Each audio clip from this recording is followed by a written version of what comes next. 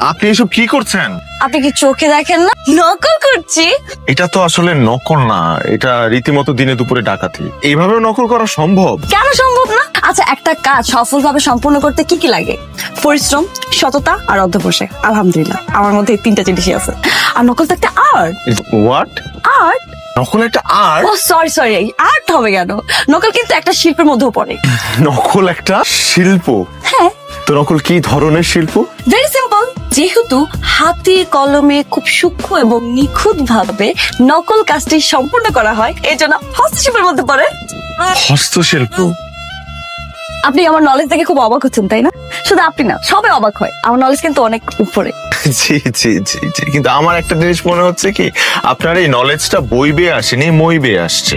মই মানে সিঁড়ি বেয়ে, কারণ আপনার নলেজটা একটা জায়গায় এসে থেমে গেছে। আমি না অবাক হচ্ছি যে আপনি এই সীমিত জ্ঞান নিয়ে কিভাবে 5 পাস করলেন।